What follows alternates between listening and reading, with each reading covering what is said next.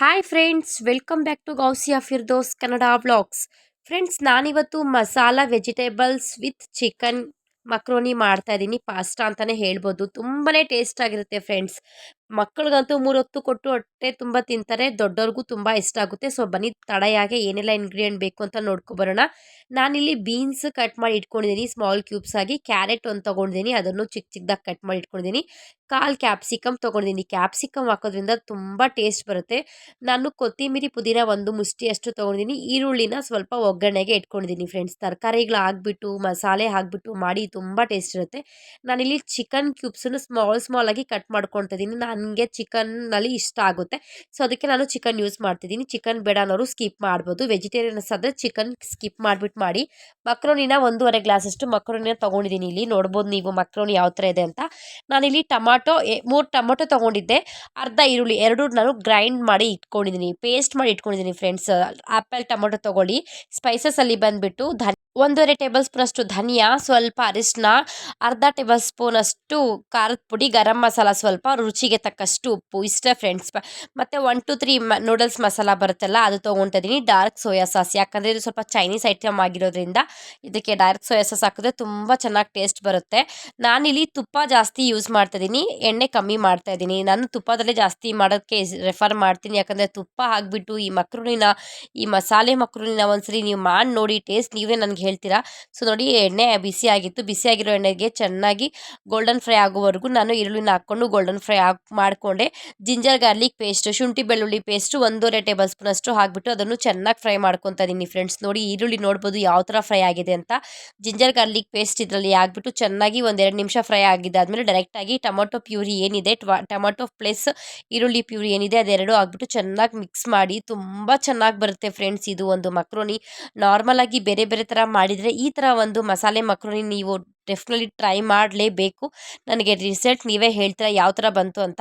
ಚೆನ್ನಾಗಿ ಇದು ಪ್ಯೂರಿ ಹಾಕಿದ್ದಾದಮೇಲೆ ಒಂದು 2-3 ನಿಮಿಷ ಲೋ ಫ್ಲೇಮಲ್ಲೇ ಚೆನ್ನಾಗಿ ಫ್ರೈ ಮಾಡ್ಕೊತಾ ಇರಿ. ಹಸಿ ಅರೋಮ ಎಲ್ಲ ಹೋಗುತ್ತೆ. ಅಟ್ ಎ ಟೈಮ್ ಲಾಸ್ಟಲ್ಲಿ ನೀವು ಸ್ಪೈಸಸನ್ನು ಹಾಕಬೇಕು. ಒಂದೇ ಸಲ ಪ್ರತಿಯೊಂದು ಸ್ಪೈಸಸನ್ನು ಹಾಕಿ, ಯಾಕಂದರೆ ಟೇಸ್ಟ್ ತುಂಬ ಚೆನ್ನಾಗಿ ಅಲ್ಟಿಮೇಟಾಗಿ ಬರುತ್ತೆ. ಈ ಥರ ಹಾಕಿ ನೋಡಿ. ಕಲರ್ ನೀವೇ ನೋಡ್ಬೋದು. ಅಡಿಷ್ನಲ್ ಕಲರ್ ನಾನು ಏನೇನು ಯೂಸ್ ಮಾಡ್ತಿಲ್ಲ, ಅದಕ್ಕೆ ನಾನು ಹೇಳ್ತೀನಿ ಮೆತ್ತಕ್ಕಿರೋ ಸಾಫ್ಟ್ ಇರೋ ಆ್ಯಪಲ್ ಟೊಮೊಟೊ ತೊಗೊಳ್ಳಿ ಅಂತ. ಹಸಿ ಟೊಮೊಟೊ ಹಾಕಿದ್ರೆ ಈ ಕಲರ್ ಬರಲ್ಲ ನಮಗೆ. ಈ ಟೈಮಲ್ಲಿ ನಾನು ಚಿಕನ್ ಏನಿತ್ತು ಆ ಚಿಕನ್ ಕ್ಯೂಬ್ಸ್ನ ಸ್ಮಾಲ್ ಕ್ಯೂಬ್ಸಲ್ಲಿ ಕಟ್ ಮಾಡಿ ಇಟ್ಕೊಂಡಿದ್ದಲ್ಲ, ಅದನ್ನು ಹಾಕ್ತಾ ಇದ್ದೀನಿ ಫ್ರೆಂಡ್ಸ್. ಚಿಕನ್ ಹಾಕ್ಬಿಟ್ಟು ಒಂದ್ಸಲಿ ಮಾಡಿ ನೋಡಿ. ಚಿಕನ್ ನಾನ್ ವೆಜಿಟೇರಿಯನ್ ಆದರೆ ಚಿಕನ್ ಯೂಸ್ ಮಾಡಿ, ವೆಜಿಟೇರಿಯನ್ ಆದರೆ ಚಿಕನ್ ಸ್ಕಿಪ್ ಮಾಡ್ಬೋದು. ನಾರ್ಮಲ್ ಆಗಿ ವೆಜಿಟೇಬಲ್ಸ್ ಹಾಕ್ಬಿಟ್ಟೆ ಮಾಡ್ಬೋದು. ಬಟ್ ನಮ್ಮನೇಲಿ ಈ ಥರ ಚಿಕನ್ನು ಪ್ಲಸ್ ವೆಜಿಟೇಬಲ್ಸ್ ಎರಡು ಮಿಕ್ಸ್ ಮಾಡಾಕಿದ್ರೆ ತುಂಬ ಇಷ್ಟಪಟ್ಟು ತಿಂತಾರೆ. ಘಮ ಮಾತ್ರ ಸೂಪರಾಗಿ ಬರ್ತಾಯಿತ್ತು ಫ್ರೆಂಡ್ಸ್. ಚೆನ್ನಾಗಿ ಚಿಕನ್ ಹಾಕಿದ್ದಾದಮೇಲೆ ಮಿಕ್ಸ್ ಮಾಡ್ಕೊತಾನೆ ಇದ್ದೆ. ಒಂದು 5 ನಿಮಿಷ ಚೆನ್ನಾಗಿ ಫ್ರೈ ಮಾಡ್ಕೊಂಡಿದ್ದಾದಮೇಲೆ ಈ ಏನು ಕೊತ್ತಿಮಿರಿ ಪುದೀನ ಇದೆಯೋ, ಈ ಕೊತ್ತಿಮಿರಿ ಪುದೀನನ ಚೆನ್ನಾಗಿ ಹಾಕ್ಬಿಟ್ಟು ಚೆನ್ನಾಗಿ ಮಿಕ್ಸ್ ಮಾಡ್ಕೊಳ್ಳಿ. ಎಲ್ಲಿವರೆಗೂ ಮಿಕ್ಸ್ ಮಾಡ್ಕೋಬೇಕಂದ್ರೆ ಒಂದು ಒಳ್ಳೆ ಅರೋಮಾ ಬರುತ್ತೆ ಫ್ರೆಂಡ್ಸ್. ಘಮ ತುಂಬ ಚೆನ್ನಾಗಿ ಬರುತ್ತೆ. ಈ ಶುಂಠಿ ಬೆಳ್ಳುಳ್ಳಿ ಪ್ರತಿಯೊಂದು ಸ್ಪೈಸಸ್ ಆಗಲಿ ಇದೆಲ್ಲ ಪ್ರತಿಯೊಂದು ತುಂಬ ಚೆನ್ನಾಗಿ ಬರುತ್ತೆ. ನಾನು ಲಿಡ್ನ ಕ್ಲೋಸ್ ಮಾಡಿಬಿಟ್ಟು ಒಂದು 5 ನಿಮಿಷ ಲೋ ಫ್ಲೇಮಲ್ಲೇ ಚೆನ್ನಾಗಿ ಫ್ರೈ ಆಗೋಕ್ಕೆ ಕೊಟ್ಟಿದ್ದೆ. ಇದನ್ನೆಲ್ಲ ಮಸಾಲೆ ಎಲ್ಲ ಪ್ರತಿಯೊಂದಕ್ಕೂ ಹಿಡೀಲಿ ಅಂತ. ಯಾಕಂದರೆ ಕೊತ್ತಿಮಿರಿ ಪುದೀನ ಏನು ಅರೋಮಾ ಇದೆ ಅದು ನಮ್ಮ ಚಿಕನ್ಗೆ ಹೋಗಲಿ. ಪ್ರತಿಯೊಂದು ಈಕ್ವಲ್ ಆಗಬೇಕು ನಮಗೆ ಟೇಸ್ಟು. ಇಲ್ಲಾಂದರೆ ಹಸಿ ಒಂಥರ ಬರುತ್ತೆ. ಟೇಸ್ಟು ಸ್ವಲ್ಪ ಡಿಫ್ರೆನ್ಸ್ ಆದರೂ ತಿನ್ನೋಕ್ಕೆ ಚೆನ್ನಾಗಿ ಕಾಣಿಸೋದಿಲ್ಲ. A1 ಆಗಿದ್ರೇ ಟೇಸ್ಟ್ ತುಂಬ ಚೆನ್ನಾಗಿ ಇಷ್ಟ ಆಗೋದು ತಿನ್ನೋದಕ್ಕೆ. ಸೊ ನೋಡ್ಬೋದು ನೀವೇ, ಸಡಲೆಲ್ಲ ಎಣ್ಣೆ ನಿಲ್ತಾ ಇದೆ. ತುಂಬ ಚೆನ್ನಾಗಿ ಫ್ರೈ ಆಗಿತ್ತು. ಈ ಟೈಮಲ್ಲಿ ನಾನು ಏನು ತರಕಾರಿಗಳನ್ನ ತೊಗೊಂಡಿದ್ದೆ ಆ ತರಕಾರಿಗಳೆಲ್ಲ ಇದರಲ್ಲಿ ಹಾಕ್ಬಿಟ್ಟು ಚೆನ್ನಾಗಿ ಫ್ರೈ ಮಾಡ್ಕೊತೀನಿ ಫ್ರೆಂಡ್ಸ್. ಎಲ್ಲಿವರೆಗೂ ಫ್ರೈ ಮಾಡ್ಕೊತೀನಿ ನೀವೇ ನೋಡಿ, ಯಾಕಂದರೆ ಪ್ರತಿಯೊಂದು ತರಕಾರಿಗೆ ಈ ಮಸಾಲೆ ಹಿಡಿಬೇಕು. ಅಲ್ಲಿವರೆಗೂ ತುಂಬ ಚೆನ್ನಾಗಿ ಮಿಕ್ಸ್ ಮಾಡ್ಕೊಳ್ಳಿ. ಸ್ವಲ್ಪ ಜನ ಏನು ಮಾಡ್ತಾರೆ ಅಂದರೆ ಡೈರೆಕ್ಟಾಗಿ ಈ ಟೈಮಲ್ಲಿ ನೀರು ಹಾಕ್ಬಿಡ್ತಾರೆ. ಆ ತಪ್ಪು ಮಾಡೋಕ್ಕೆ ಹೋಗಬಾರ್ದು. ತರಕಾರಿ ಸ್ಮೆಲ್ಲು ಚೆನ್ನಾಗಿರೋದಿಲ್ಲ. ಈ ಥರ ಮಸಾಲೆ ಹಿಡಿದ್ರೆ ತರಕಾರಿಗೂ ಚೆನ್ನಾಗಿರುತ್ತೆ ಸ್ಮೆಲ್ಲು. ಡಾರ್ಕ್ ಸೋಯಾ ಸಾಸ್ ಬಂದುಬಿಟ್ಟು ಒಂದು ಅರ್ಧ ಟೇಬಲ್ ಸ್ಪೂನ್ ಅಷ್ಟು ಹಾಕಿ ಫ್ರೆಂಡ್ಸ್. ಜಾಸ್ತಿ ಹಾಕೋಕೆ ಹೋಗಬೇಡಿ, ಯಾಕಂದರೆ ಉಪ್ಪು ಕ್ವಾಂಟಿಟಿ ಇರುತ್ತೆ. ಬಟ್ ಇದರ main ingredient dark soya sauce, ketchup ಇದೆ ಅಲ್ವಾ, ಯಾಕಂದರೆ ಚೈನೀಸ್ ಐಟಮ್ ಇದು. 1 to 3 ಮಸಾಲ ಹಾಕೋದ್ರಿಂದ ತುಂಬ ಟೇಸ್ಟ್ ಚೆನ್ನಾಗಿ ಬರುತ್ತೆ.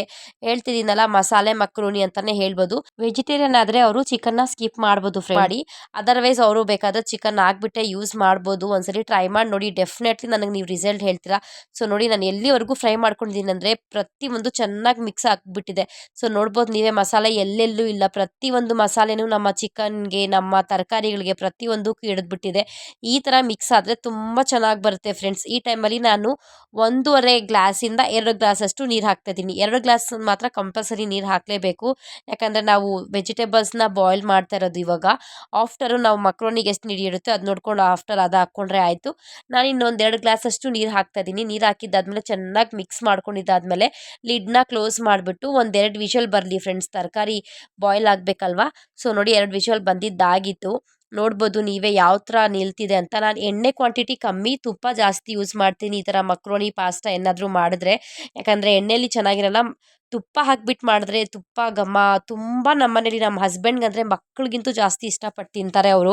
ಯಾಕಂದರೆ ಅವ್ರಿಗೆ ತುಂಬ ಇಷ್ಟ ಇದು ಈ ಪಾಸ್ತಾ ಮಕ್ರೋನಿ, ತುಂಬ ಅವ್ರು ಇಷ್ಟಪಟ್ಟು ತಿಂತಾರೆ ಅಂತ ವೀಕ್ಲಿ ಒನ್ಸು 2 ಟೈಮ್ಸ್ ಆ ಥರ ಮಾಡ್ತಾನೆ ಇರ್ತೀನಿ ನಾನಂತೂ ಮನೆಯಲ್ಲಿ. ಸೂಪರಾಗಿತ್ತು ಫ್ರೆಂಡ್ಸ್ ಘಮ. ಸೊ ನೋಡಿ, ನಾನಿಲ್ಲಿ ಮಕ್ರೋನಿನ ವಾಶ್ ಮಾಡಿಕೊಂಡೆ.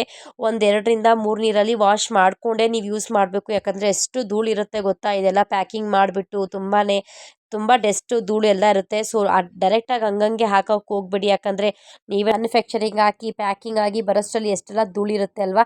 ಸೊ ಡೈರೆಕ್ಟಾಗಿ ಆ ಥರನೇ ಹಾಕೋಕ್ಕೆ ಹೋಗ್ಬೇಡಿ. 2-3 ನೀರಲ್ಲಿ ವಾಶ್ ಮಾಡಿಕೊಂಡು ಮಕ್ರೋನಿನ ಈ ಟೈಮಲ್ಲಿ ನೀವು ಮಕ್ರೋನಿ ಅಂತಾರೆ ಇಲ್ಲ ಪಾಸ್ತಾ, ಎರಡು ಹೆಸರಲ್ಲೂ ಕರೀತಾರೆ ಇದನ್ನ. ಸೊ ಹಾಕಿದ್ದಾದ್ಮೇಲೆ ಚೆನ್ನಾಗಿ ಮಿಕ್ಸ್ ಮಾಡ್ಕೊಂಡಿದ್ದಾದ್ಮೇಲೆ ಕೆಚಪ್ ಹಾಕಿ. Main ingredient ketchup, dark soya sauce, ಇದ್ರ ಪ್ರಾಣ ಅಂತಲೇ ಹೇಳ್ಬೋದು. ಇದಾದ ತಕ್ಷಣ ಡಬ್ಬಲ್ ಟೇಸ್ಟ್ ಬರುತ್ತೆ ಫ್ರೆಂಡ್ಸ್, ತುಂಬ ಚೆನ್ನಾಗಿರುತ್ತೆ. ಡೆಫಿನೆಟ್ಲಿ ಟ್ರೈ ಮಾಡಿ. ಮಕ್ಕಳಿಗಂತೂ ಸಿಕ್ಕಾಪಟ್ಟೆ ಇಷ್ಟ ಆಗುತ್ತೆ. ಮಕ್ಕಳಿಗೆ ಬ್ರೇಕ್ಗೆ, ಲಂಚ್ಗೆ ಪ್ರತಿಯೊಂದಕ್ಕೂ ಕೊಡ್ಬೋದು. ಹಸ್ಬೆಂಡ್ಸ್ಗೂ ಅಷ್ಟೇ, ಲಂಚ್ಗೆ ಏನಾದರೂ ಮಾಡೋಕ್ಕೆ ಇಷ್ಟ ಇಲ್ಲ ಅಂದರೆ ಈ ಥರ ಒಂದು ಪಾಸ್ತಾ ಮಕ್ರೋನಿ ಮಾಡಿಕೊಟ್ರೆ ಇಷ್ಟಪಟ್ಟು ತಿಂತಾರೆ ಅವರು. ಸೊ ನಾನು ಟೇಸ್ಟ್ ನೋಡ್ತಾ ಇದ್ದೀನಿ ಕರೆಕ್ಟಾಗಿದೆಯಾ, ಏನಾದರೂ ಕ್ವಾಂಟಿಟಿ ಬೇಕಾ ಅಂತೇಳ್ಬಿಟ್ಟು. ಬಿಕಾಸ್ ನಾನು ಉಪ್ಪು ಫಸ್ಟಲ್ಲೇ ಹಾಕಿದ್ದೆ, ಡಾರ್ಕ್ ಸೋಯಾ ಸಾಸಲ್ಲೂ ಉಪ್ಪು ಇರುತ್ತೆ. ಸೊ ಈಗ ನಾನು ಒಂದು 4 ವಿಷಲ್ ಕೊಡ್ತೀನಿ ಫ್ರೆಂಡ್ಸ್. ಮಕ್ರೋನಿ ಬಾಯ್ಲ್ ಆಗಬೇಕಲ್ವಾ, ಅದಕ್ಕೆ ಕಂಪಲ್ಸರಿ 4 ವಿಷಲ್ ಕೊಡ್ತೀನಿ ನಾನು. ಯಾಕಂದರೆ ಫಸ್ಟನ್ನೇ ನಾನು ಮಕ್ರೋನಿನ ಬಾಯ್ಲ್ ಮಾಡ್ಕೊಂಡಿಲ್ಲ, ಹಸಿ ಮಕ್ರೋನಿನ ಹಾಕಿದ್ದಿದ್ದು. ಸ್ವಲ್ಪ ಜನ ಡೈರೆಕ್ಟಾಗಿ ಏನು ಮಾಡ್ತಾರೆ ಅಂದರೆ ಬಿಸಿನೀರಲ್ಲಿ ಮಕ್ರೋನಿನ ಬಾಯ್ಲ್ ಮಾಡಿಕೊಂಡು ಆಫ್ಟರ್ ಮಸಾಲೆಯಲ್ಲಿ ಹಾಕ್ತಾರೆ. ಬಟ್ ನನಗೆ ಅದು ಯಾಕೋ ಒಂಥರ ಇಷ್ಟ ಆಗಲ್ಲ. ಈ ಥರ ಪ್ರತಿಯೊಂದು ಕರೆಕ್ಟಾಗಿ ಮೆಜರ್ಮೆಂಟಲ್ಲಿ ಈ ಥರ ಮಾಡಿದ್ರೆ ಮಕ್ರೋನಿಗೂ ಮಸಾಲೆ ಕರೆಕ್ಟಾಗಿ ಹಿಡಿಯುತ್ತೆ. ನಾವೇನೆಲ್ಲ ತರಕಾರಿಗಾಗಿ ಪ್ರತಿಯೊಂದು A1 ಆಗುತ್ತೆ. ನನಗೇನು ಆ ಥರ ಫಸ್ಟೇ ಬಾಯ್ಲ್ ಮಾಡಿಕೊಂಡು ಆಫ್ಟರ್ ಮಸಾಲೆಯಲ್ಲಿ ಹಾಕೋದು ನನಗೆ ಅಷ್ಟೊಂದು ಇಷ್ಟ ಆಗೋದಿಲ್ಲ. ಸೊ ನಾನು ಈ ಥರ ಜಾಸ್ತಿ ಟ್ರೈ ಮಾಡೋಕ್ಕೆ ಇಷ್ಟಪಡ್ತೀನಿ. ಸೊ ನೋಡ್ಬೋದು ನೀವೇ, ಮಸಾಲೆ ಪ್ರತಿಯೊಂದು ಮಕ್ರೋನಿ, ತರಕಾರಿ, ಈ ಚಿಕನ್ನು ತುಂಬಾ ಚೆನ್ನಾಗಿರುತ್ತೆ. ಟೇಸ್ಟ್ ಮಾತ್ರ ಸೂಪರಾಗಿತ್ತು ಫ್ರೆಂಡ್ಸ್. ನಮ್ಮ ಮನೇಲಿ ಪ್ರತಿಯೊಬ್ಬರಿಗೂ ಇಷ್ಟನೇ. ಸೊ ಸರ್ವಿಂಗ್ ಮಾಡ್ಕೊಳ್ಳೋಣ. ಸರ್ವಿಂಗ್ ಮಾಡ್ಕೊಂಡಿದ್ದಾಯಿತು. ಸೂಪರಾಗಿತ್ತು. ನೋಡ್ಬೋದು ನೀವೇ, ಕಲರ್ ಆಗಲಿ, ಆ ಟೇಸ್ಟ್ ಆಗಲಿ, ಆ ಒಂದು ಕ್ವಾಂಟಿಟಿ, ಥಿಕ್ನೆಸ್ ಆಗಲಿ ಪ್ರತಿಯೊಂದು ಕರೆಕ್ಟಾಗಿತ್ತು ಫ್ರೆಂಡ್ಸ್. ನೋಡಿ, ಮಸಾಲೆ ಅಲ್ಲಲ್ಲಿ ಮಸಾಲೆ ನೀರು. ಈ ಚಿಕನ್ನು ತುಂಬ ಚೆನ್ನಾಗಿ ಸಾಫ್ಟ್ ಆಗಿತ್ತು. ತರಕಾರಿಗಳು ಅಷ್ಟೇ ತುಂಬ ಚೆನ್ನಾಗಿ ಬಾಯ್ಲ್ ಆಗಿತ್ತು. ಯಾರೆಲ್ಲ ತರಕಾರಿ ತಿನ್ನೋಕ್ಕೆ ಕಷ್ಟ ಅಂತಾರೋ ಅವರಿಗೆ ಈ ಥರ ತರಕಾರಿಗಳನ್ನ ಹಾಕಿಬಿಟ್ಟು ಮಾಡಿಕೊಡಿ, ಇಷ್ಟಪಟ್ಟು ತಿಂತಾರೆ. ಲಾಸ್ಟಲ್ಲಿ ನಾನು ಕೆಚಪ್ ಹಾಕ್ಕೊಂಡು ಸ್ವಲ್ಪ ಟೇಸ್ಟ್ ನೋಡೋಣ ಅಂತ ಹೇಳ್ಬಿಟ್ಟು ಟ್ರೈ ಮಾಡ್ತಾಯಿದ್ದೆ. ಟೇಸ್ಟ್ ಮಾತ್ರ ಅಲ್ಟಿಮೇಟಾಗಿ ಸೂಪರಾಗಿತ್ತು. ಖಾರ ಖಾರ, ಸ್ವೀಟಾಗಿ. ಯಾಕಂದರೆ ಚಿಕನ್ ಬೇರೆ ಹಾಕಿರ್ತೀವಿ, ಅದರದ್ದೇ ಆಗಿರೋ ಫ್ಲೇವರು, ಈ ಒಂದು 1-3 ಮಸಾಲೆ ಅದರದ್ದೇ ಆಗಿರೋ ಫ್ಲೇವರು ತುಂಬ ಚೆನ್ನಾಗಿರುತ್ತೆ ಫ್ರೆಂಡ್ಸ್. ಪ್ರತಿಯೊಬ್ಬರಿಗೂ ಇಷ್ಟ ಆಗುತ್ತೆ ಈ ಥರ. ಮನೇಲಿ ಬಾಯಿ ಕೆಟ್ಟೋಗಿದ್ರೆ ಒಂದ್ಸಲಿ ಮಾಡಿ ನೋಡಿ. ಮಕ್ಕಳಿಗಂತೂ ಸಿಕ್ಕಾಪಟ್ಟೆ ಇಷ್ಟ ಆಗುತ್ತೆ. ತರಕಾರಿ ಯಾರೆಲ್ಲ ತಿನ್ನಲ್ಲ ಅವ್ರಿಗೆ ಈ ಥರ ಮಾಡಿಕೊಡಿ, ಡೆಫಿನೆಟ್ಲಿ ಇಷ್ಟಪಟ್ಟು ತಿಂತಾರೆ. ಸೊ ಔಟ್ಸೈಡ್ ರೆಸ್ಟೋರೆಂಟ್ಗಳೆಲ್ಲ ಇದೇ ಥರ ಕೊಡ್ತಾರೆ. ಬೇಕಾದರೆ ಒಂದ್ಸಲಿ ಮಕ್ರೋನಿ, ಮಸಾಲೆ ಮಕ್ರೋನಿ ಅಂತ ಕೇಳಿ ನೋಡಿ, ಇದೇ ಥರ ಕೊಡ್ತಾರೆ. ಬಟ್ ನಾವು ಹೆಲ್ತಿಯಾಗಿ ಕಣ್ಮುಂದೆ ಯಾಕೆ ಮಾಡ್ಕೋಬಾರ್ದಲ್ಲ. ಸೂಪರಾಗಿತ್ತು ಫ್ರೆಂಡ್ಸ್. ಟೇಸ್ಟ್ ಮಾತ್ರ ನೀವು ಒಂದ್ಸಲಿ ಡೆಫಿನೆಟ್ಲಿ ಟ್ರೈ ಮಾಡಿ ನೋಡಿ. ನನ್ನ ವಿಡಿಯೋ ನೋಡಿದ್ದಕ್ಕೆ ಎಷ್ಟೊತ್ತು thank you so much friends. ಯಾರೆಲ್ಲ ಸಬ್ಸ್ಕ್ರೈಬ್ ಆಗ್ದಿರಾ ನೋಡ್ತಿದ್ದೀರಾ, ದಯವಿಟ್ಟು ಸಬ್ಸ್ಕ್ರೈಬ್ ಆಗಿ ಬೆಲ್ಲೈಕನ್ನ ಕ್ಲಿಕ್ ಮಾಡಿ, ಲೈಕ್ ಮಾಡಿ, ಕಾಮೆಂಟ್ ಮಾಡಿ, ಶೇರ್ ಮಾಡಿ. ಹೊಸ ವಿಡಿಯೋ ಜೊತೆ ಸಿಗ್ತೀನಿ. ಅಲ್ಲಿವರೆಗೂ ಟೇಕ್ ಕೇರ್, ಬಾಯ್ ಬಾಯ್.